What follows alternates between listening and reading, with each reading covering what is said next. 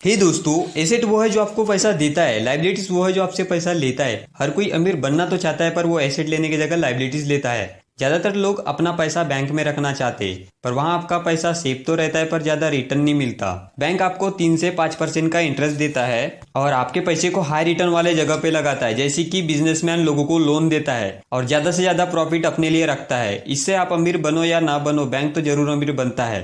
तो अब क्या करें? आप अपने पैसे को घर में तो नहीं रख सकते, क्योंकि चोरी होने का डर रहता है। तो अपने लिए एसेट ले सकते हो जो आपको मंथली इनकम भी देगा और आपका पैसा सही जगह लग के पैसे से पैसे बनाएगा और इन्फ्लेशन को भी बीट कर देगा। तो आज हम ऐसे 5 एसेट के बारे में बात करेंगे। तो चलो शुरू करते हैं। पहला एसेट है गोल्ड। गोल्ड ऐसा है जिसका रेट हर साल बढ़ता रहता है। गोल्ड अपनी वैल्यू लूज नहीं करती। ज्यादातर अमीर लोग कैश की जगह गोल्ड लेकर रखते हैं।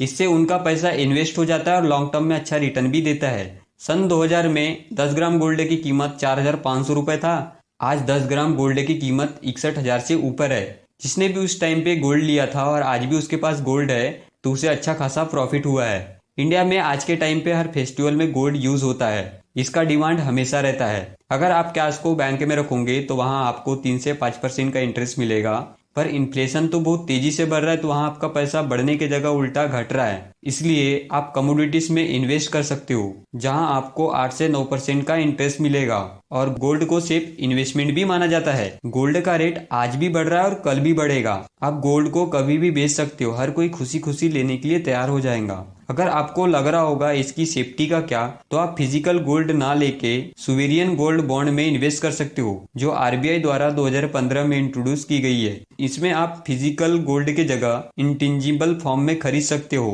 गोल्ड भी आपको रिच बनने में काफी मदद करेगा। दूसरा एसेट है स्मॉल बिजनेस। बिजनेस करने के लिए शुरुआत में किसी के पास पैसा नहीं रहता, तो कैसे अमाउंट इकट्ठा करना पड़ता है। जैसे आपके पास हर महीने पैसे आते हैं, तो उससे कुछ पैसे को सेव करना शुरू करो और जब आपके पास ठीक ठाक पैसा जमा हो जाए तो बिजनेस के बारे में प्लानिंग करके अपना बिजनेस स्टार्ट करें। बिजनेस में लोगों की नीड को पूरा करके पैसे कमाया जाता है। आप जितने ज्यादा लोगों की नीड को पूरा करोगे, उतना ज्यादा लोग आपको पे करेंगे। शुरुआत में आप अपना बिजनेस कम पैसों के साथ स्टार्ट करें और अच्छा रिलेशन बनाएं। आज के टाइम पे एक ही इनकम सोर्स पर रहना थोड़ा मुश्किल है, तो ये आपके लिए न्यू इनकम सोर्स बनेगा जो आपको मंथली इनकम भी देगा और फ्यूचर में आपका बिजनेस ग्रो करेगा तो आपका प्रॉफिट बढ़ता चला जाएगा। जो आपको इजी लगता है उस बिजनेस को स्टार्ट करें और उसे बड़ा बनाएं। ऐसा करते करते आपके पास मल्टीपल इनकम सोर्स बन जाएगा। आज के टाइम पे स्मॉल बिजनेस वाले भी काफी पैसा कमा रहे, तो आप भी कमा सकते हो। तीसरा है स्टॉक्स। स्टॉक मार्केट आज के टाइम पे काफी तेजी से ग्रो कर रहा है। हर कोई शेयर लेने की सोच रहा है, पर वे कंफ्यूज है कि कौन सा शेयर लेना सही होगा। स्टॉक मार्केट में 5000 से ज्यादा कंपनी लिस्टेड है। आप वहां से एक फंडामेंटली स्ट्रॉन्ग कंपनी को चुन सकते हो, जो रिटर्न के साथ डिविडेंड भी अच्छा देती है। उसी स्टॉक में आपको इन्वेस्ट करना है। ये भी बात याद रखना है कि हर साल कंपनी का ग्राफ ऊपर जा रहा है या नहीं। डिविडेंड पेइंग स्टॉक आपके लिए बेटर ऑप्शन हो सकता है। मान लो आपने 10 लाख रुपए का शेयर लिए हो, तो शेयर का प्राइस तो बढ़ ही रहा है, साथ ही साथ कंपनी अपने हिसाब से क्वार्टरली या ईयरली डिविडेंड डिक्लेयर करते हैं और वो डिविडेंड आपके बैंक अकाउंट में जमा हो जाता है। इससे आपको दोनों से फायदा होता है। फ्यूचर में कंपनी ग्रो करती है तो आपका प्रॉफिट और बढ़ता है और आपको ज्यादा डिविडेंड भी मिलता है। इसलिए आपको उन कंपनी का पोर्टफोलियो बनाना है जो स्ट्रांग तो है, पर रिटर्न के साथ डिविडेंड भी अच्छा देती है, जिससे आपका एसेट वाला कॉलम बढ़ता चला जाएगा। चौथा है रीट्स, रियल इस्टेट इन्वेस्टमेंट ट्रस्ट। दुनिया के जितने भी अमीर लोग हैं वो रियल इस्टेट में जरूर इन्वेस्ट करते हैं, क्योंकि उन्हें पता है जमीन उतना ही है और लोगों की संख्या बढ़ती जा रही है। रहने के लिए या बिजनेस करने के लिए लैंड बहुत इंपॉर्टेंट है, पर एक आम इंसान के पास इतना पैसा नहीं रहता कि वो जमीन खरीद सके। इसलिए आप रीट्स में अपना पैसा लगा सकते हो, जहां कम पैसों के साथ आपको रियल इस्टेट के कुछ यूनिट्स मिलते हैं।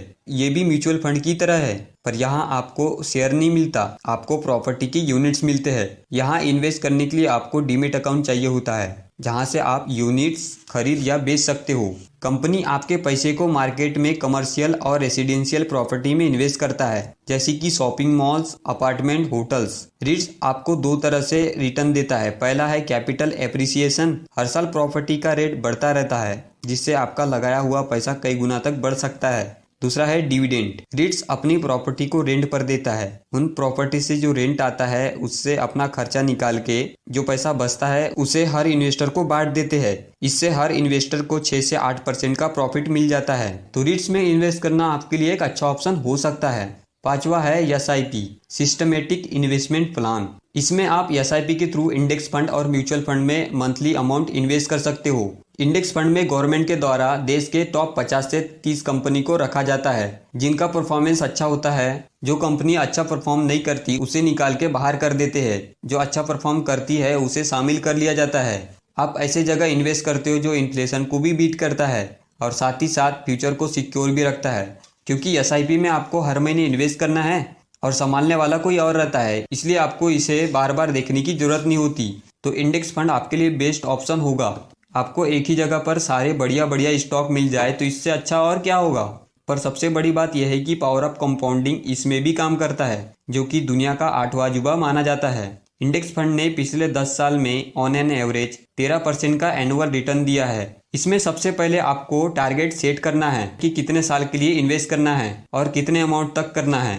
जैसे आपको अगले 20 साल में 1 करोड़ रुपए चाहिए तो आपको 10,000 रुपए को हर महीने इंडेक्स फंड में इन्वेस्ट करना है। जहां 13% का एनुअल रिटर्न मिलता है तो 20 साल में आपके पास 1 करोड़ 14 लाख रुपए होंगे। ये तो एग्जाम्पल था, पर आप कम अमाउंट से भी स्टार्ट कर सकते हो। दुनिया के जाने माने इन्वेस्टर वॉरेन बफे का भी यही मानना है कि इंडेक्स फंड स्टॉक मार्केट में लॉन्ग टर्म इन्वेस्टमेंट के लिए बेस्ट ऑप्शन है। ये थे 5 एसेट जो आपको अमीर बनने में काफी मदद करेगी। आपको ऐसे बहुत से एसेट बनाना है, जिसके पास ज्यादा एसेट होगा उसके पास उतना ज्यादा पैसा होगा। ये वीडियो अच्छी लगी होगी तो लाइक करे और बुरी लगी होगी तो डिसलाइक करे।